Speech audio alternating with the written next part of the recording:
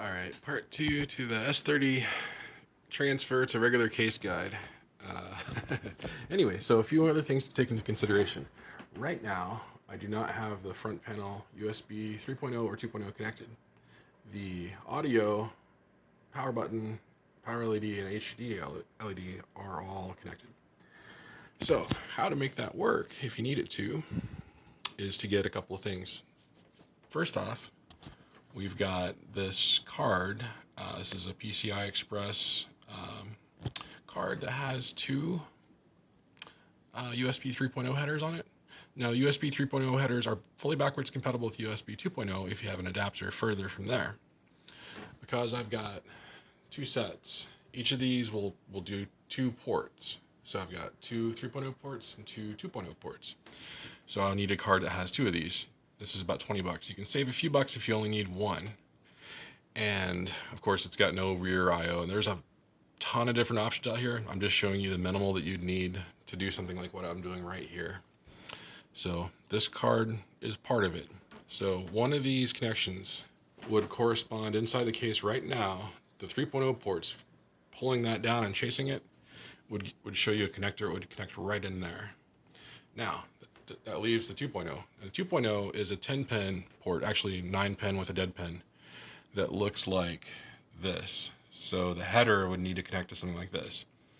This is an adapter that's $8 that would plug into the other part of this card that's available and give me what I need to connect the header for these 2.0 ports to this. So I'd need to add that and that, total price about $30, to put that card in and connect those. That way, literally everything in this case would be connected just like a regular PC build.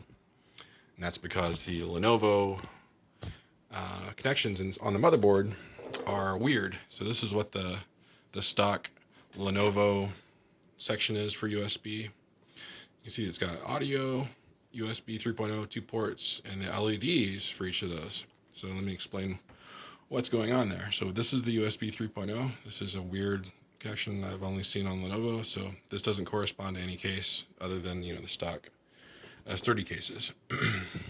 Now for the audio, luckily, the front panel audio, this is standard, HD audio standard, and it's, regular old connection. There's nothing special about that. So that corresponds totally fine with what you'd find in a regular case that you buy. You go right into your S30 motherboard with no issue. Now, what in the world is this guy, you might ask? So it took me a while to figure that out. I had to kind of trace the wires inside there. This is for something you don't normally see on cases, and that is these LEDs, activity lights for USB and for audio. Now, that's not something you run across on normal cases, and so you can just ignore it because it's kind of a neat little feature, but it's not really that useful when you think about it, so, kind of forget about that. So that's that bundle. Now, there's one more section inside the Lenovo case, and that's why I've drawn this little diagram here. So inside the Lenovo S30's front section, right behind the little place where you hit that, is this guy. And it mounts basically like that. So you've got a power button, and then you've got a power LED and disk activity LED.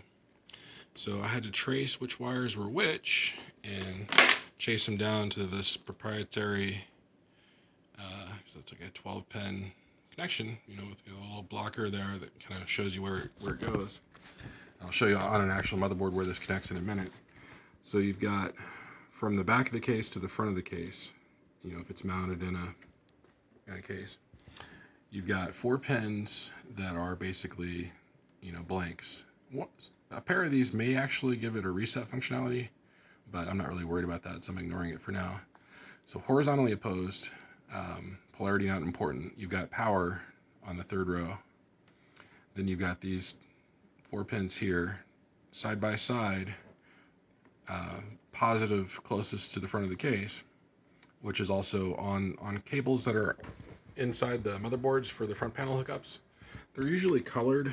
You'll either see a little plus, or you'll see like a colored pin, like maybe a green wire on the cable itself. whatever, you just look for the plus or the colored cable. Those would be closest to you. And you've got the disk activity on your left and the power on your right. Then you've got like a little marker pen that's by itself. There's a blank here, there's nothing there. Immediately past this, closer to the rear of the case, there's also a weird 3-pin cable that you have to pull from your old case if you don't want your fans to go absolutely crazy. So it's a thermal sensor. And let me get this out of here. This is what I use to test my cable tracing for the front panel. So anyway, ignore that for the time being. And this is the stock power button and stuff on this case, which is still in here. I'm going to reshell this case as well, this system into a new case. There's the stock cooler. Anyway, let's take a look at the thermal sensor I was talking about. So you've got this weird 3-pin here, and as you can see, there's only one way to connect this when you find the right location on the board. And that cluster that I just showed you the diagram of, it's immediately to the rear of that. And you can see it's 1, 2, 3 right there, right next to this proprietary USB thing that I was describing. And of course, at the very, very back, you've got the HD audio front panel hookup. Now, so, you know, like when you take your S30 motherboard and everything, you want to put it in another case, you have to bring this with you. And you can see that it's that gray cable. If you chase that through the front, you see that there's these little kind of metal clips. They're flexible. You have to flex those out so you can pull this cable out of the old case all the way to the very end. And when you get that thing out, it's got a little thermal sensor. It's really tiny. It looks kind of like a little gray stick. Actually, this is black. So yeah, that's it. So this is the cable that you need to make sure that you bring with you. It has to stay with the S30 board, otherwise it's going to run your fans at 100%, which is not too fun. Now, some other tips on the S30 in general. Stock, it's got this huge black thing. Now that one will not cooperate with large video cards. So if you get some pliers or something and you bend and flex right around here over and over again real hard, grip it and twist it, you can snap it off. And here's Torsten's old case. I had to do this so that he could fit a large graphics card in. And you can see, you know, where I managed to snap it. You want it to be, you know, reasonable leftover amount of plastic so that it can lean in and lock in, because there's no screws like you normally see in a case to lock in cards or little covers. They're pressed in by this thing, and then of course when you got the side panel on, it keeps this from lifting up. So that's only something you have to worry about if you're gonna stay in your S30 case. And it's honestly a pretty nice case. You know, the handle is so sturdy you can pick up an entire loaded system without worrying about it. But yeah, this was his old case. The other thing is, here in the front of the case, there's this little plastic guy here. It's normally oriented like this. And to get it out, you press left and you lift it counterclockwise. And it pulls this out. It's just sitting in the way. I guess it's for mounting extremely long cards, it looks like. So it guides them into these little grooves. But I mean, that's a bizarrely long, narrow card design that I've never seen. Maybe certain SAS cards or something for server kind of use. But nothing for a gamer that would need that.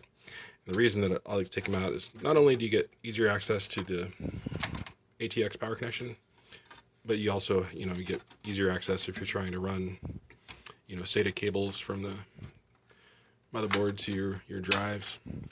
Or, better yet, if you want to get a correspondingly correct size fan, this one's slightly too big. Usually there's a little guide that shows which the airflow is.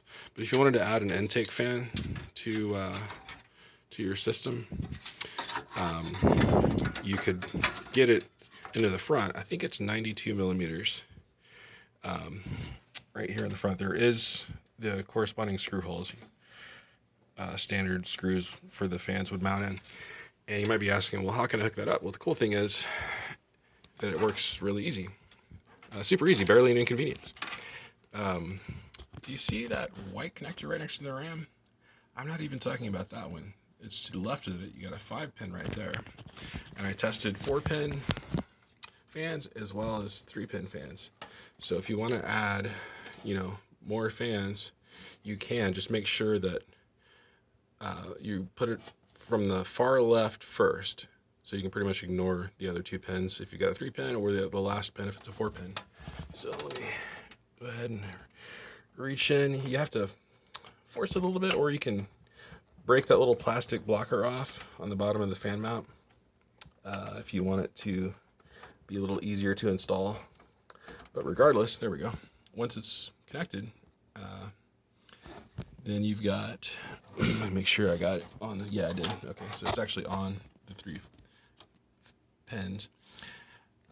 Then this fan will work, or whatever fan you have. So like in the case of these tower coolers, like if you've got an extra fan you want to mount on the back, like on his, I've got two 120 millimeter fans on his heatsink fan for his CPU. You can add fans in that manner.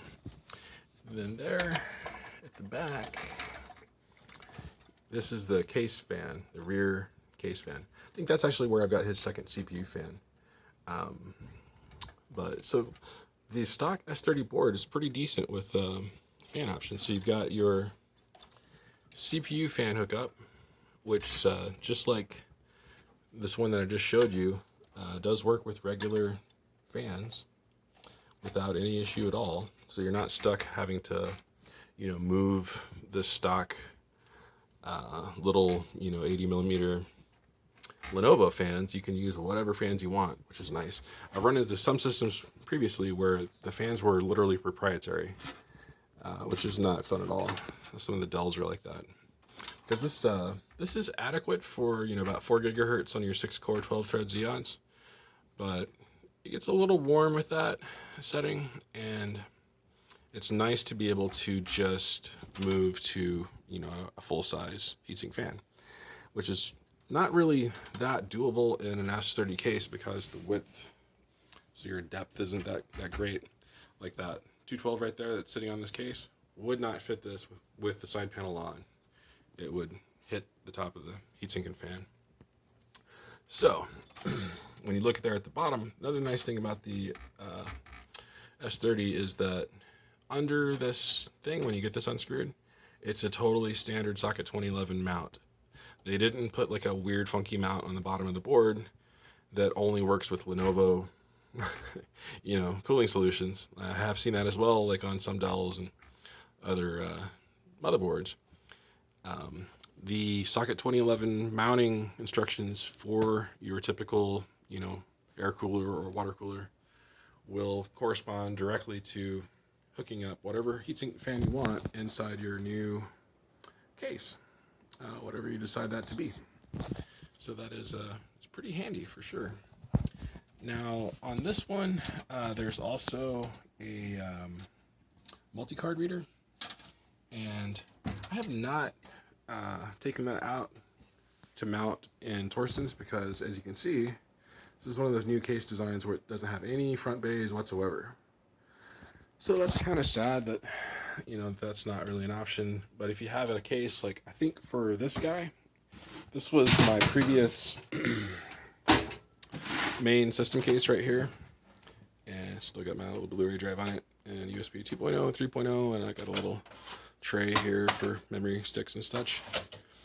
It does have, of course, as you see, 5 1/4 inch mount. So if I get a 5 1/4 to 3 1/2 inch converter, I can mount this multi-card bay. This is like floppy width. Hard to see in the light. Let me get this little light on for you. Yeah, there we go. This thing. So I can put that in a 3 1/2 to 5 1/4 mount. Put the whole thing into case, and then it would have the multi memory card situation, which is nice. If you've got, like Raspberry Pi or whatever, where you want to be able to easily use memory cards without having to plug in dongles or whatever. You just pop them in the front of the case. It's a nice feature. Anyhow, yeah, this is where I think this build's going to go. Don't really have a GPU for it yet, but I figured I'll go ahead and get it transferred. Well, when I say I don't have a GPU, I mean, I don't have a very good one. So what's in here, I think, is a Quadro FX 580, which is totally fine for just like Windows stuff. A couple of displays for work purposes, but is obviously not at all for gaming. I mean, it's barely adequate for like Java Minecraft. You know, maybe some Rocket League and 720p kind of thing. So, you know, nothing more recent. But yeah, pretty cool. Another thing that I came across is that not every S30 will overclock using XTU. It's certain models. And I wanted to get a guide on which ones those reflect. And I think this is one of them. Now, when you buy these things used, a lot of them are kind of banged up. But right here, this first 4 digits, this 4351, it does let you use the XTU for the unlocked CPUs. The unlocked CPUs are the 1620, 1650, and 1660, V1 and V2. The 1620 is a 4-core 8-thread, and the 1650 and 60 are 6-core 12 threads, which is pretty dang nice for the money. Like I said, you can get the whole S30, you know, with either a quad or a hex core. You know, 32 gigs of RAM, sometimes at least 16 gigs of RAM you should look for. You know, Windows license, you know, for 150 to 200 bucks shipped. It's pretty nice. It's got this crazy like ThinkStation logo. You can actually, if you feel like you can snap this completely out, like I've got pulled out of that one. It's just like one of my little extra work PCs. You can tell I like these Lenovos. They're a good bargain. But yeah, you know, they will be usually a little bit banged up, so putting them in a new case is pretty cool. And I guess that's it for right now. I might do another video later of the actual like XTU behavior. Maybe after I get this one swapped into a new case, showing them a little bit more detail of the overclocking on these, as well as I've got another one that does not overclock. So if you see open XTU and trying to do the multiplier and it's not showing you, then you've got one of the ones that's locked. So you might check your 4 digits there, right there in the middle of the top row. You maybe post in the comments if you run across one that does or does not. Give us your results. That'd be cool. Torsten's is nice enough to be fully operational in terms of overclocking. I think I've got him a XTU at 4.3 right now is what I'm just setting him at. I want to have something that's cool and I guess he's at 42 at the moment. Yeah, cool and you know, reliable, and the thing runs really cool. So if I go over here to the stress test and get that going, it's hard because of the cabling here. There we go. So I got the stress test running, and you know, system's like basically totally quiet. It's weird that it's not reporting the temperatures at the moment. That's bizarre. But it's ramping up fully, and it might just need to be rebooted. Oh, up here you can actually see the difference between stock and overclock behavior I've got it set up. So normally it tops out at 3.9 gigahertz with 1 core, and with 6 cores at 3.6. But right now I've got it set for 4.2 gigahertz all core. It's funny that XTU is being bizarre with the temperature results. I might reboot it here in a minute and see what it thinks. But yeah, system runs awesome. He's got his favorite games here, and I've got another folder over here stuffed full of other games that he's got. Anyhow, thanks for watching. If you got any questions, post them in the comments. All right, love you guys. Bye-bye.